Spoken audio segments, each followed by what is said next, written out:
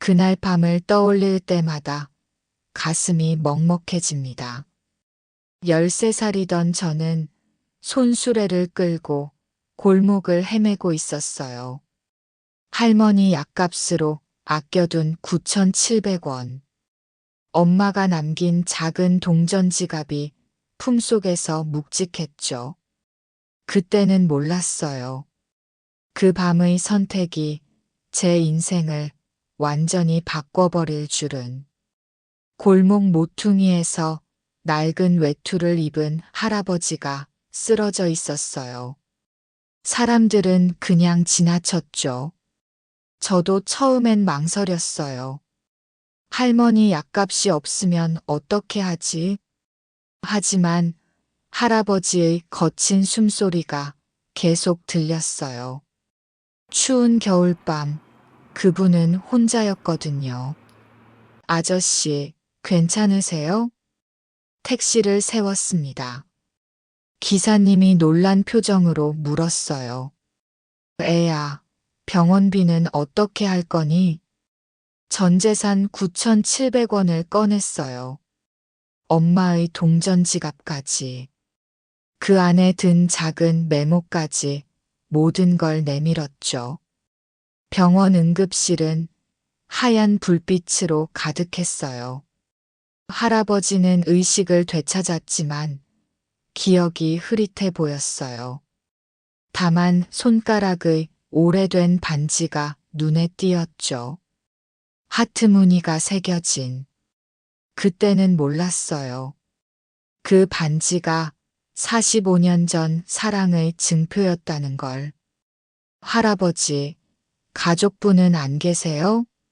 할아버지는 고개를 저으며 낡은 시계만 만지작거렸어요.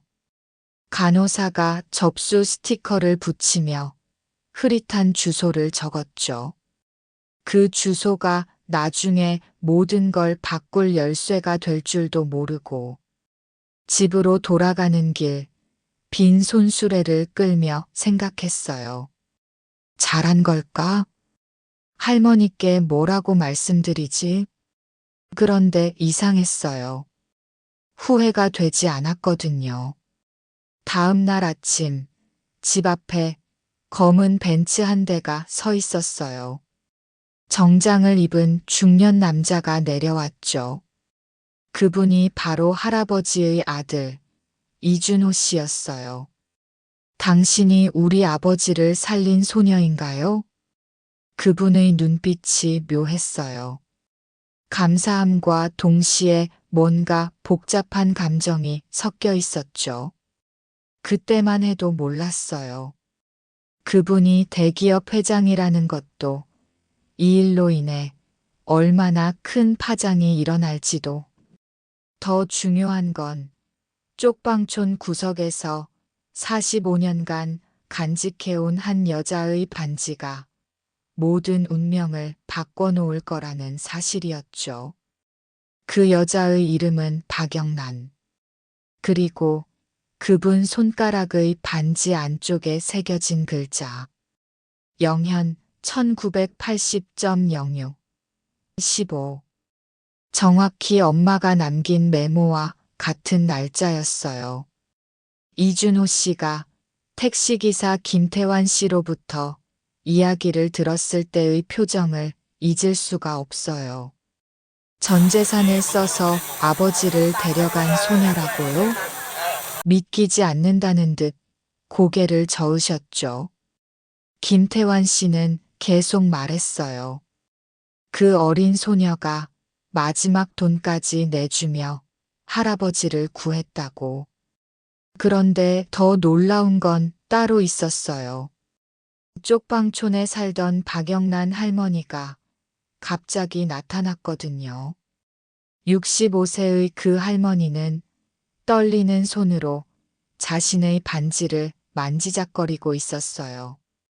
혹시 그 할아버지 손가락에 하트 무늬 반지가 있었나요?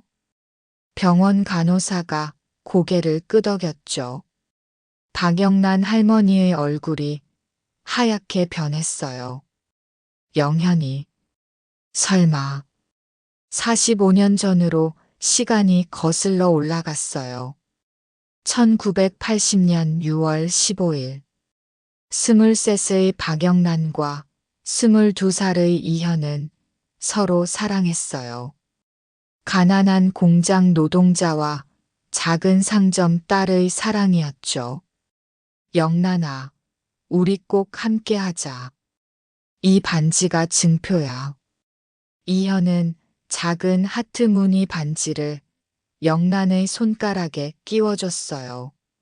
자신도 똑같은 걸 끼고 반지 안쪽에 각인까지 새겨 넣었죠. 영현 1980.06 15. 하지만 현실은 냉혹했어요. 영란의 아버지가 강하게 반대했죠. 이현의 가난한 집안을 못마땅해 했거든요.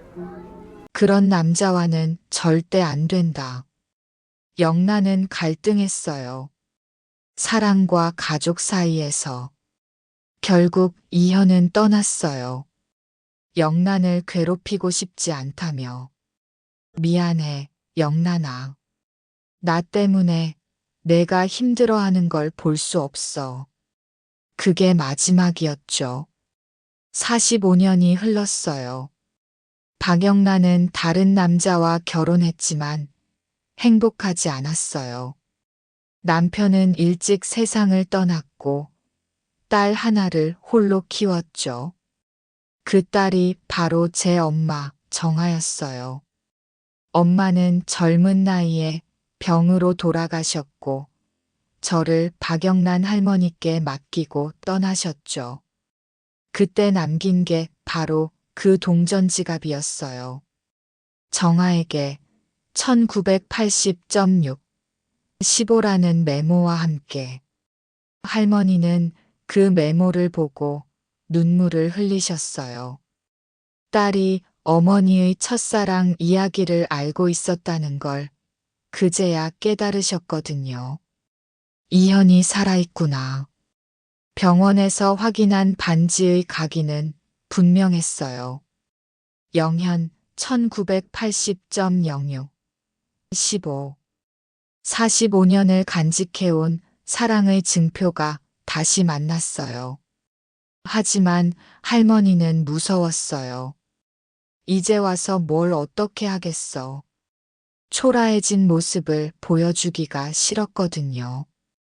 그런데 이준호 씨의 회사에서 이 이야기가 알려졌어요. 해솔 엔터프라이즈 PR팀이 움직이기 시작했죠. 이런 따뜻한 스토리가 우리 브랜드에 얼마나 도움이 될까요? 회사 회의실의 분위기가 심상치 않았어요. PR팀장이 열심히 설명하고 있었죠. 회장님, 이 스토리는 금광입니다. SNS에서 대박날 게 뻔해요. 이준호 씨의 얼굴이 굳어졌어요. 우리 아버지 이야기를 상품으로 팔자는 건가요? 하지만 임원들은 달랐어요. 눈앞의 이익만 보였거든요. 감동 스토리에 브랜드 가치까지. 일석이조죠. 그때 더 큰 문제가 터졌어요. 지역 기자 한 명이 이 이야기를 먼저 SNS에 올린 거예요. 하지만 사실이 왜곡되어 있었죠. 대기업 회장 아버지 구한 가난한 소녀, 보상으로 거액받아. 댓글들이 악플로 도배되기 시작했어요. 가난하면 뭐든 해도 된다고 생각하나? 언론 플레이 제대로 하네. 저는 학교에서 아이들의 시선을 견디기 힘들었어요. 선생님들까지 다른 눈으로 보셨거든요. 박영란 할머니는 더 큰 충격을 받으셨어요. 내 초라한 모습이 다 세상에 알려지겠구나. 이준호 씨는 회사와 가족 사이에서 고민했어요. 아버지는 여전히 기억이 흐릿했지만 가끔 중얼거렸어요. 영란이 어디 있을까? 그때 이준호 씨가 결단을 내렸어요. 직접 쪽방촌으로 향한 거죠. 낡은 계단을 올라오는 그의 발걸음이 무거웠어요. 우리 집 문을 두드리는 소리가 들렸을 때 할머니는 떨고 계셨어요.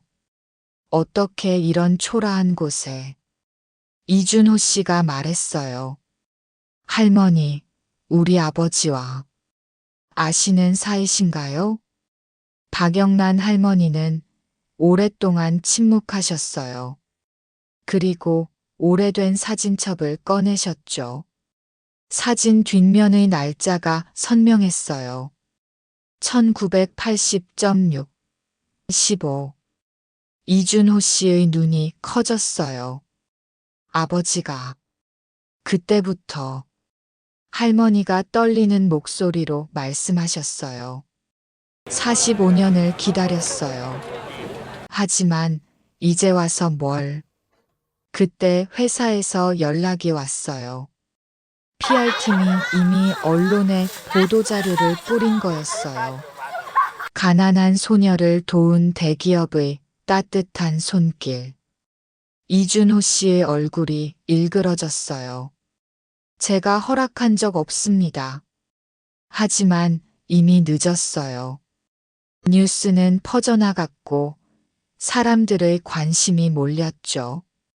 기자들이 우리 집 앞까지 찾아왔어요. 소녀의 감동 스토리를 들려주세요. 할머니는 더 움츠러드셨어요. 이현이한테 이런 모습 보이기 싫어.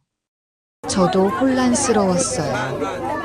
선한 마음으로 한 일이 왜 이렇게 복잡해졌을까요? 이준호 씨는 회사로 돌아가 임원들과 대립했어요. 이 모든 홍보를 중단하세요. 하지만 회장님, 이미 시작된 일인데요.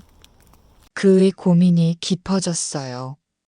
아버지의 진심과 회사의 이익, 할머니의 상처와 세상의 관심, 모든 것이 얽혀서 해결할 수 없는 실타래가 되어버렸어요. 그런데 그때 예상치 못한 반전이 일어났어요. 택시기사 김태환 씨가 나섰어요. 그분이 직접 SNS에 진실을 올린 거죠. 제가 직접 목격한 일입니다. 그 소녀는 정말 순수한 마음으로 할아버지를 구했어요.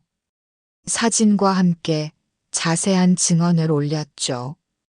병원 영수증, 택시 기록, 모든 게 증거였어요. 9,700원이 그 아이의 전 재산이었습니다. 댓글 분위기가 바뀌기 시작했어요. 우리가 오해했구나. 13살 아이가 이런 선택을 하다니. 하지만 더 중요한 일이 일어나고 있었어요. 병원에서 이현 할아버지의 기억이 조금씩 돌아오고 있었거든요.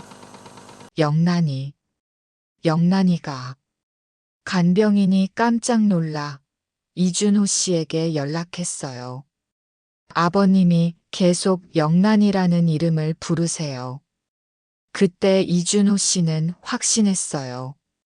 박영란 할머니와 아버지를 만나게 해드려야겠다고. 하지만 할머니는 여전히 두려워하셨어요. 45년이나 지났는데 나 이제 늙고 초라해졌어. 저는 할머니께 말씀드렸어요. 할머니, 사랑에는 나이가 없잖아요. 드디어 그날이 왔어요. 병원 복도를 따라 걸어가는 할머니의 발걸음이 떨렸어요. 이준호 씨가 문을 열어드렸죠. 병실에서 이현 할아버지가 창밖을 바라보고 계셨어요. 아버지.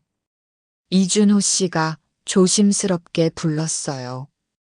영란이가 왔어요. 이현 할아버지가 천천히 고개를 돌리셨어요. 두 사람의 시선이 마주쳤을 때 시간이 멈춘 것 같았어요. 영란이, 정말 너구나. 할아버지의 눈에서 눈물이 흘렀어요. 할머니도 울음을 참지 못하셨죠. 미안해요, 현이 오빠. 그때 용기가 없어서.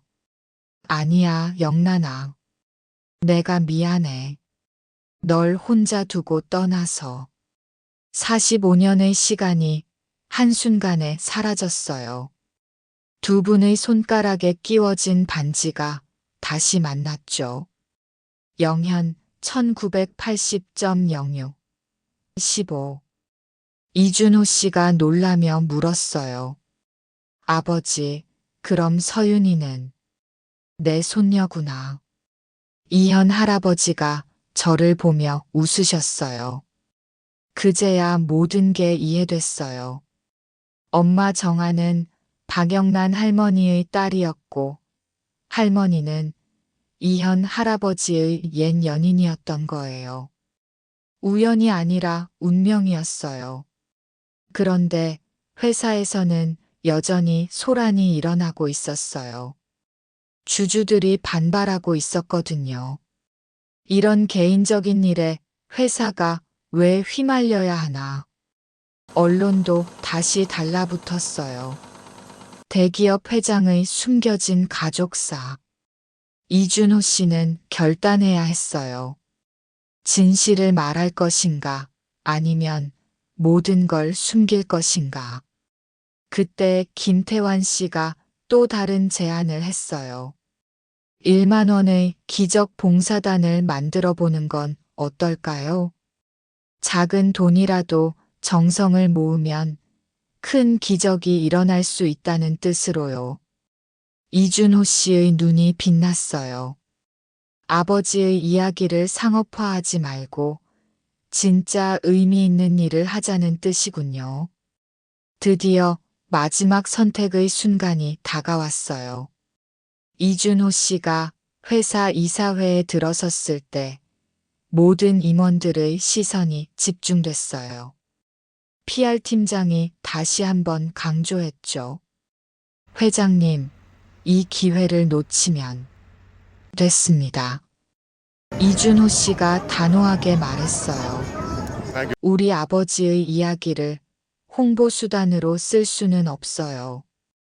회의실이 조용해졌어요. 대신 진짜 의미 있는 일을 하겠습니다. 그는 새로운 계획을 발표했어요. 해솔 장학재단 설립과 쪽방촌 주거 환경 개선 사업. 1만 원의 기적 봉사단과 함께 진정한 나눔을 실천하겠습니다. 일부 임원들이 반발했어요. 그건 너무 이상적인. 이상이 현실이 되도록 만드는 게 우리 역할 아닌가요? 이준호 씨의 의지는 확고했어요. 한편 김태환 씨는 정말로 1만 원의 기적 봉사단을 만들었어요. 작은 돈이라도 정성을 모으자는 취지였죠. 첫 번째 회원은 의외의 인물이었어요. 병원에서 저를 돌봐주신 간호사님이었거든요. 그날 그 소녀의 마음이 너무 아름다웠어요. 하나둘씩 사람들이 모여들었어요. 동네 아주머니들, 학교 선생님들, 심지어 악플을 달았던 사람들까지. 우리가 잘못 생각했어요. 미안해요. 6개월 후 놀라운 변화가 일어났어요. 쪽방촌에 새로운 주택이 들어섰어요. 작지만 따뜻한 보금자리였죠. 박영란 할머니와 이현 할아버지는 나란히 앉아 계셨어요. 45년을 기다린 보람이 있네요. 할머니가 할아버지의 손을 잡으며 말씀하셨어요. 저는 해솔 장학재단의 첫 번째 수혜자가 됐어요. 하지만 단순히 받기만 하는 건 아니었어요. 장학 프로그램의 선정위원으로도 참여했죠. 서윤아, 내가 어떤 친구들을 도와야 할지 가장 잘 알 거야. 이준호 씨가 웃으며 말씀하셨어요. 김태환 씨는 봉사단 단장이 되어 지역사회를 조직했어요. 1만 원이 모이고 모여서 이렇게 큰 변화를 만들었네요. 그분의 택시에는 1만 원의 기적 스티커가 붙어 있었어요. 1년 후, 저는 새 집 마당에서 햇살을 받으며 일기를 쓰고 있었어요. 할머니와 할아버지가 함께 꽃밭을 가꾸고 계셨고, 이준호 씨가 주말마다 놀러 오셨어요. 김태환 씨도 가족처럼 함께 했죠. 그때 내가 내린 선택이 옳았을까? 지금 생각해봐도 확신이 서요. 9,700원과 엄마의 동전 지갑. 그 작은 용기가 이렇게 많은 사람들의 삶을 바꿨어요. 세대와 계층을 넘어선 작은 공동체가 만들어졌죠. 가끔 사람들이 물어봐요. 후회하지 않니? 전혀 후회하지 않아요. 오히려 고마워요. 그 겨울밤 쓰러진 할아버지를 만난 것이, 그 선택이 저에게 진짜 가족을 찾아주었거든요.